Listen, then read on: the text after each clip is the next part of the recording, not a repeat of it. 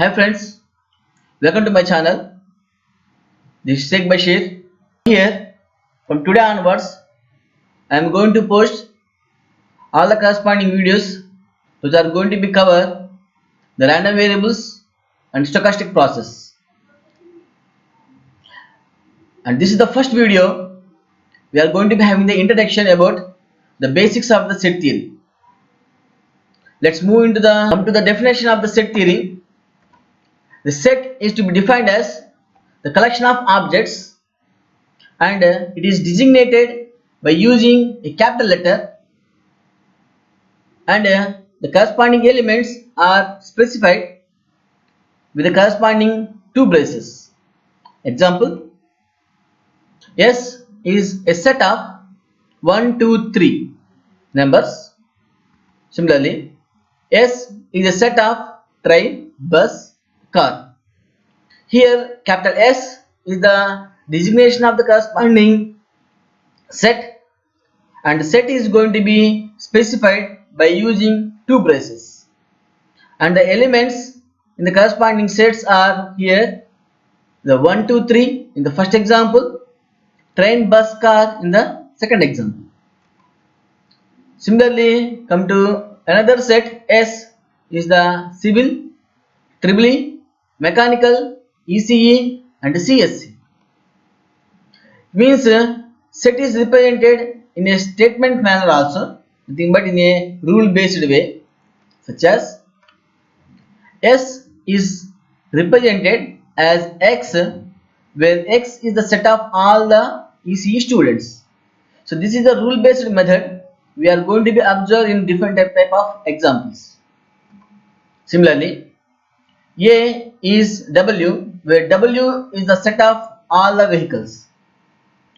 So in this fashion we are going to be represent the set. Now we are going to discuss about event.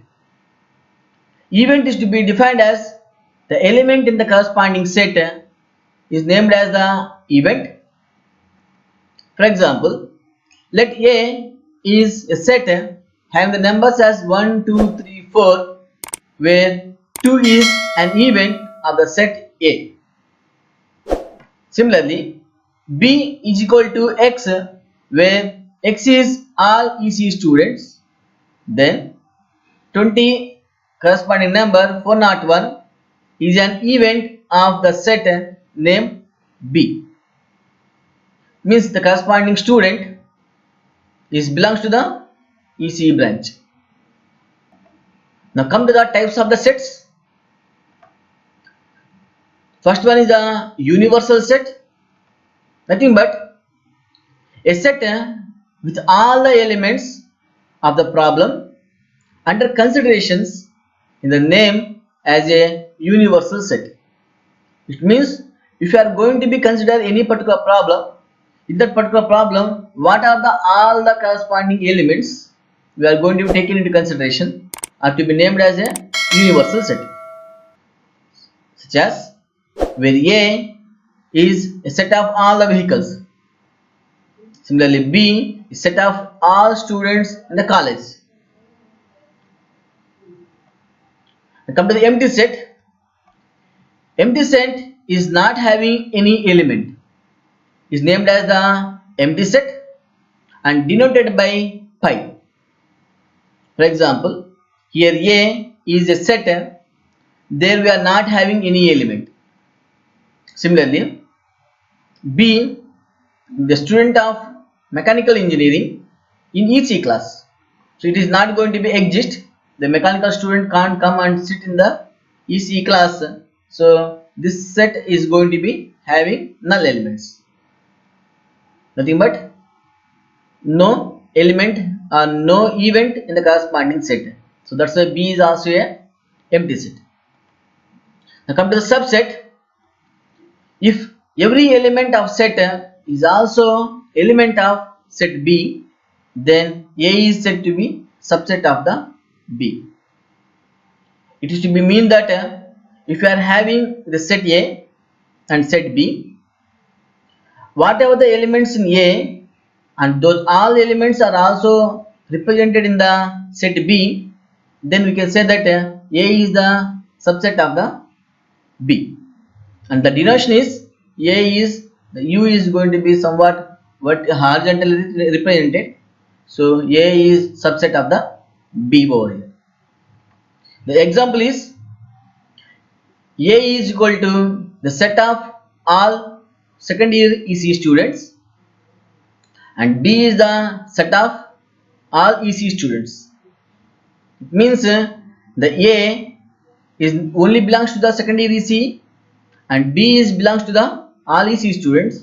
So we can simply say that A is the subset of the B. Now come to the properties of the set.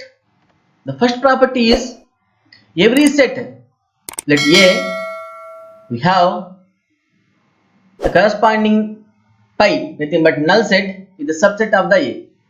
It means for every set, null set is the subset of the A.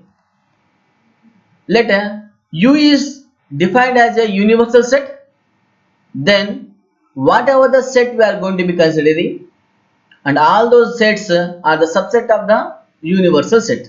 But A is the universal set, A is the subset of the universal set. Now A is said to be countable.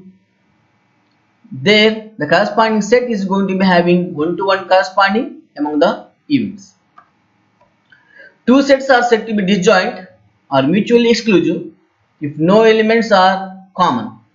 For example, let A is equal to the set of second year EC students and B is a set of CSC students, and the corresponding events or corresponding sets are said to be disjoint because they are not having any common elements, and those sets are said to be disjoint or mutually exclusive. Finite set, nothing but there the set is going to be having countable number of elements and limited numbers can just make the count of those elements over. Similarly, infinite set, there we are going to be having the much number of elements. They may be having countable but maybe infinite number of representations. For example, A is a set of natural numbers. So A is going to be having all the natural numbers. There we are not going to be having any end count, and those are to be named as the infinite. Okay. Now move to the basic set operations. So the operations that we get performed on the set. First one is union, such as A and B are two sets. The union of A is going to be having the common, so all the components of both A as well as the B, denoted as A union B. Like A union B is nothing but the corresponding element A. The element A is going to be having the components from the set A as well as the components from the B, as well as both the elements of A as well as the B. Next come to the intersection. Let A and B are two sets, and the intersection of these elements is denoted as A intersection B, where we are going to be having the common elements, such as A is defined as A is going to belongs to the set A, and similarly A is also belongs to the set B. Then those elements are going to be considered over here as a common elements. So complement is nothing but the set of all elements in a space, yes, but not in A, called the complement. Here the S is to be named as universal set. So it means if you are going to take the complement of A, then other than the A, all the elements are named as the complement of the A. The difference of the set of all elements in A that are not in B called difference. So it means let's consider we are having the A and B. Then if you are performing the difference between the A and B, then it is going to be having the elements of A only, those are not present in the B. So these are the basic operations of the set. In the next class, we are going to discuss about the operations of the set using the Venn diagrams. Thank you. Subscribe my channels for more videos on random variables and stochastic process. And we are going to be having the discussions on the previous GATE papers as well as previous university examination papers. I hope you enjoy the session. Thank you.